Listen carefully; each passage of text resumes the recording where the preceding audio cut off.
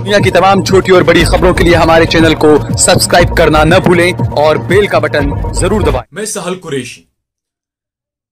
उत्तर प्रदेश चुनाव की जो शुरुआत हुई है उससे पहले यह पता था कि बीजेपी का एजेंडा क्या रहने वाला है, क्योंकि काम तो कुछ किया नहीं है।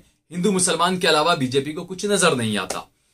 लेकिन आज कुछ ऐसा हुआ जिससे यह बिल्कुल साफ हो गया कि भाजपा का जो एजेंडा है यूपी चुनाव को लेकर वो सिर्फ और सिर्फ हिंदू मुसलमान है। क्योंकि गृह मंत्री अमित शाह, मोदी के सबसे करीबी सीपे सालार वफादार, जो कहना चाहें आप कह लें, उन्होंने जो है वो उत्तर प्रदेश के चुनाव की जो अपनी यात्राओं का जो आगाज किया है वो कैराना से किया है। दोस्तों, कैराना ये वो जगह है जब दंगे हुए थे 2013 में।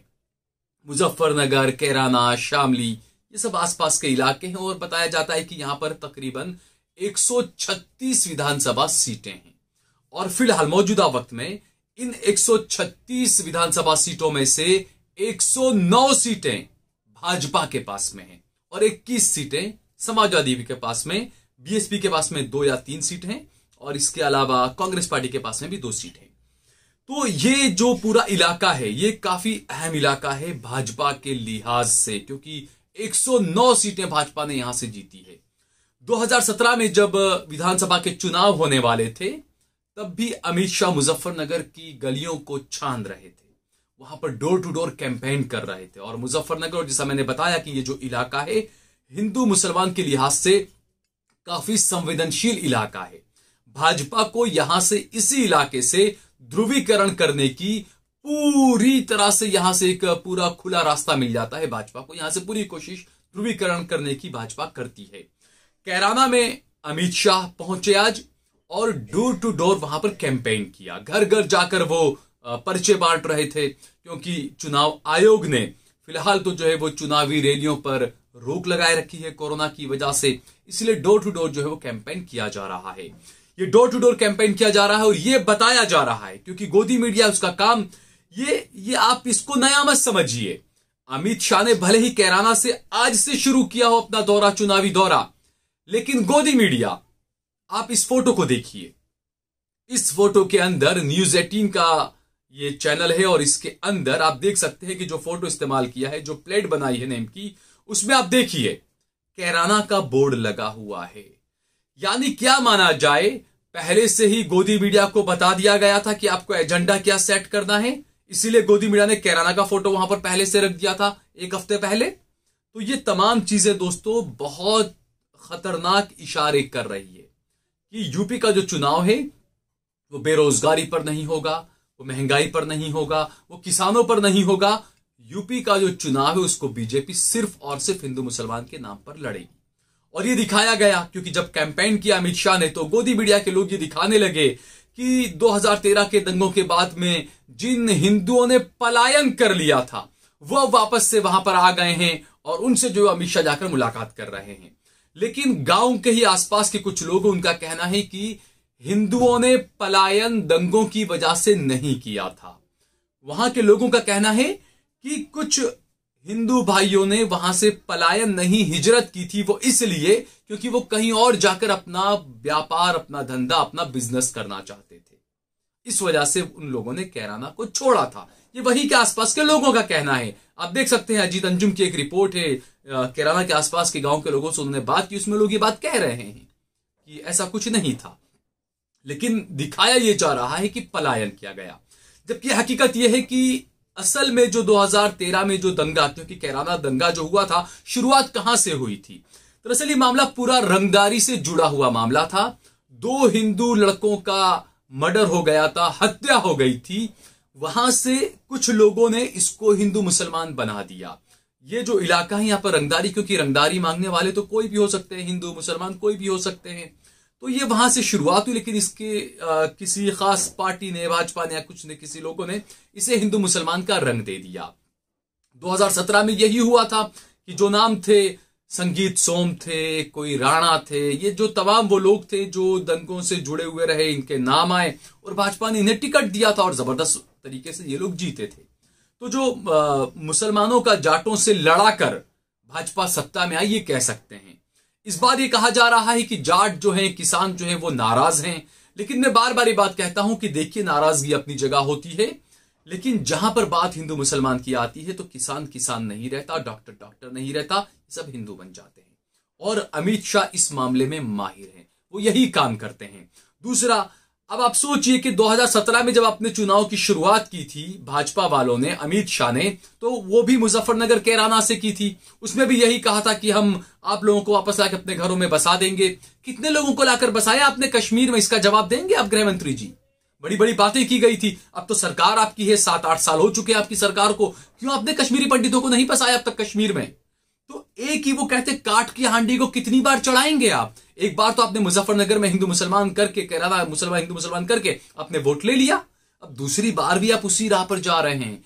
क्यों? क्योंकि आपको पता है कि लोगों के जहन में इतना जबरदस्त गोबरा भर चुके हैं कि लोग फिर से एक बार जाकर ईवीएम पर जो है वो हिंदू मुसलमान के नाम पर बटन दबाकर आ जाएंगे। जो बाकी का काम है वो गोदी मीडिया के लोग अच्छे से कर देते हैं। और हमारे प्रधानमंत्री महापुरुष खुद रिले में खड़े होकर जिस तरीके से भाषणबाजी करते हैं हिंदू मुसलमान राजाओं को लड़ाने को लेकर, हिंदू मुसलमान के राजाओं की बातों को लेकर, ये साफ बता देते हैं कि वो क्या चाहते हैं।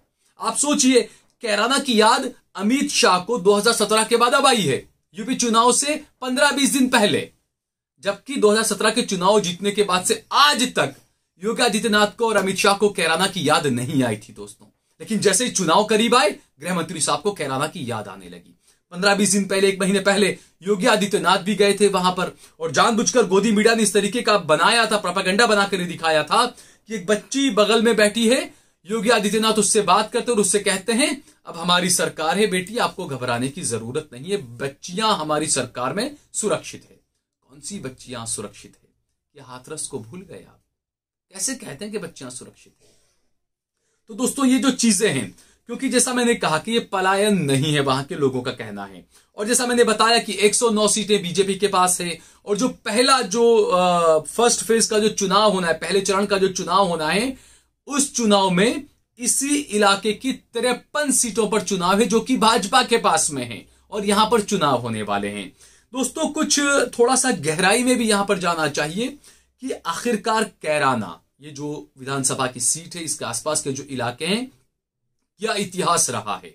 क्योंकि यहीं से हुकुम सिंह हुआ करते थे, हुकुम नारायण सिंह जो हुआ करते थे, भाजपा के बड़े नेता थे, कदावर नेता थे, 7-8 बार विधायक रहे, सांसद रहे। उनकी देहांत के बाद उनकी बेटी इस सीट से लड़ी थी। बीजेपी के काफी खास, अमित शाह के काफी, मोदी के काफी करीबी माने जाते थे, और मृगांका सिंह जो है वो उनके पिता के देहांत के बाद इस सीट से लड़ी, लेकिन वो जीत नहीं पाई। 2 बार लड़ी, दोनों बार नहीं जीत पाई। और पिछली बार तो जो है वहां पर नाहिद हसन की जो वालिदा थी, उनकी जो माता थी तबस्सुम हसन, उनसे जो है वो करारी शिकस्त का सामना करना पड़ा था। अब यहां पर आप ये मक्कारी कहें आप या जो भी कहें, क्योंकि बीजेपी यही करती है, जैसे ही नाहिद हसन का नाम समाजवादी पार्टी ने इस कैराना सीट से पूरा फाइनल कर दिया, उन्हें अपना नामांकन दाखिल करने जाना था, उसके 1 दिन पहले कुछ पुराने मामलों को लेकर उनकी गिरफ्तारी कर ली गई और वो नामांकन पत्र दाखिल नहीं कर सके।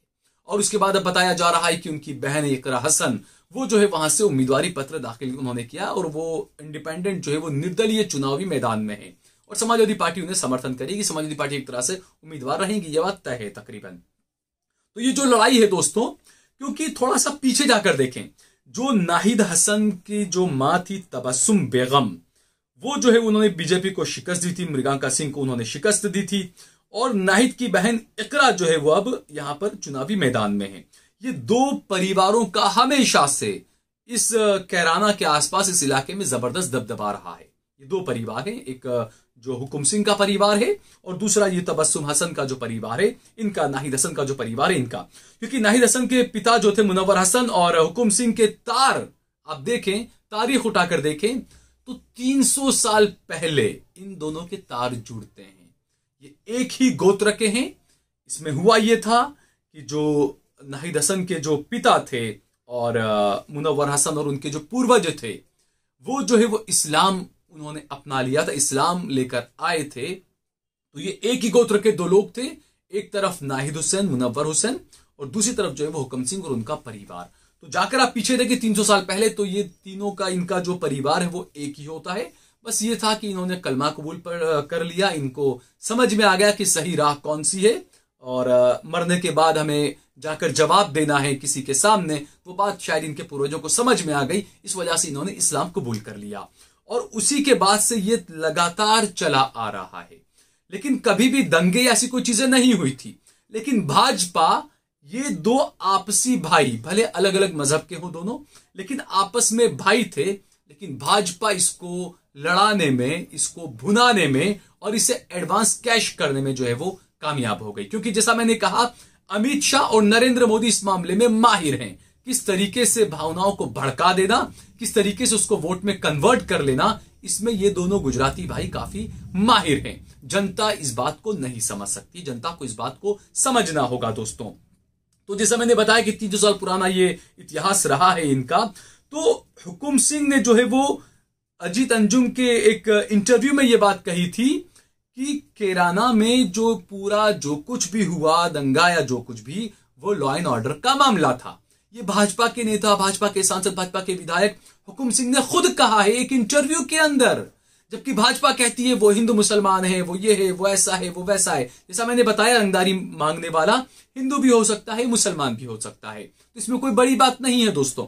लेकिन भाजपा ने इसको पूरा रुख जो है वो बदल दिया और एक बार अपनी चुनावी बेतरनी को एक बार फिर से पार करने के लिए अमित शाह जो है वो ये तीर छोड़ चुके हैं और ये साफ कर चुके हैं कि उत्तर प्रदेश का चुनाव जो है, 2022 का चुनाव जो होने वाला है, ये 2017 की तर्ज पर ही हिंदू मुसलमान के नाम पर लड़ा जाएगा। यानी हो सकता है कि आने वाले दिनों में आप इस तरह के और बयान देखेंगे। योगी आदित्यनाथ के सामने तरफ से बयान आएंगे, गृह मंत्री अमित शाह की तरफ से बयान आएंगे, मोदी की तरफ से बयान आएंगे और भी काफी ऐसे जो खुले सांड जिसे कहा जा सकता है, जिस पर किसी की नकेल नहीं है। न प्रशासन का उन्हें डर है, न इलेक्शन कमीशन का उन्हें डर है। वो जब चाहे जैसे चाहे बयान दे सकते हैं। ये वही इलाका है कैराना, मुजफ्फरनगर। यहीं पर एक बयान दिया था अमित शाह ने और उसको लेकर पिछले चुनाव में इलेक्शन कमीशन ने उन पर 24 घंटे की या 3 दिन की कुछ पाबंदी भी लगाई थी दोस्तों।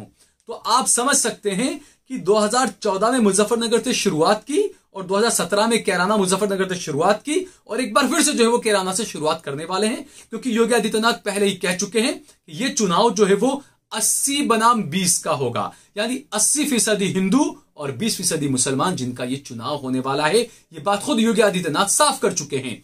तो ऐसे में अब हमें ये समझना होगा, हमें ये देखना होगा कि हमारा उम्मीदवार कौन है। अगर आप हिंदू हैं या मुसलमान हैं, आप कोई भी हैं, अगर आपको ऐसा लगता है कि आपके इलाके से जो उम्मीदवार किसी भी पार्टी का हो, समाजवादी पार्टी का, बीएसपी का, एमआईएम का, किसी भी पार्टी का, अगर आपको लगता है कि वो आपस में लड़वाने की बात करता है, तो मैं आपको मेहरबानी करके कहूंगा कि ऐसे उम्मीदवार को बुरी सी बुरी शिकस्त हो, इस तरीके से उसको वोट ही न दें। आप उसके सामने वाले उम्मीदवार को आप वोट देकर जिता दें।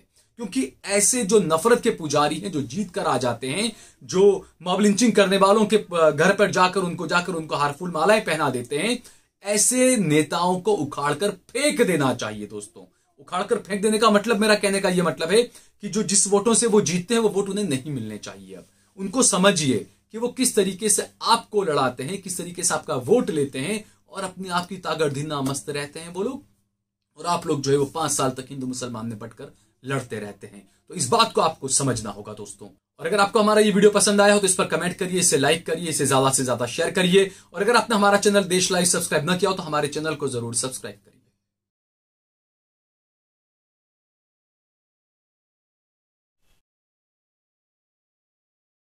आप देख रहे हैं देश लाइव, देश की आवाज।